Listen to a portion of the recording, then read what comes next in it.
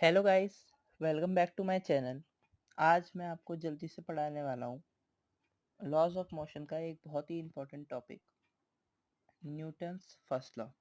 ये नीट में एक बहुत ही ज़्यादा स्कोरिंग टॉपिक है और इसके आगे वाले जो टॉपिक्स आने वाले हैं उससे ये रिलेटेड है, तो ये आपको पढ़ना बहुत ज़रूरी है।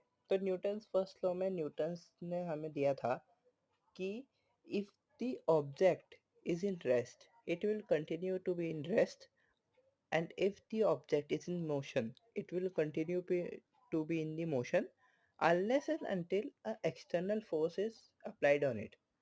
मतलब कि अगर एक ऑब्जेक्ट है जो 10 मीटर पर सेकंड की वेलोसिटी से चल रहा है, वो 10 मीटर पर सेकंड की वेलोसिटी से ही चलता रहेगा अनलेस एंड अनटिल कोई एक्सटर्नल फोर्स नहीं लगेगा। याद रखना, फोर्स दो तरीके के होते हैं, इंटरनल और एक्सटर्नल। लेकिन सिर्फ एक्सटर्नल फोर्स ही एक्सेलरेशन को चेंज करता है और वेलोसिटी को एक्सेलरेशन को चेंज करके वेलोसिटी को चेंज कर देता है। ठीक है। अब एक केस है, इसमें स्पेशल केस आता है ये।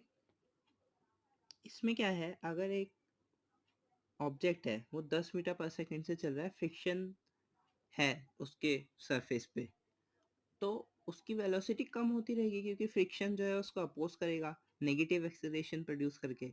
लेकिन अगर हम एक एक्सटर्नल फोर्स लगाएंगे उसमें, तो जो फ्रिक्शन होगा वो कैंसिल आउट हो जाएगा और फिर वो इनर्शिया ऑफ मोशन को फॉलो करेगा, मतलब कि वो 10 मीटर पर सेकेंड से ही चलता रहेगा। तो यही कुछ केस है जो इसमें इंपॉर्टेंट थे। अगर और कोई मेरे को केस याद आएगा तो मैं आपको बताऊंगा, लेकिन यही सारे इंपॉर्टेंट केस थे।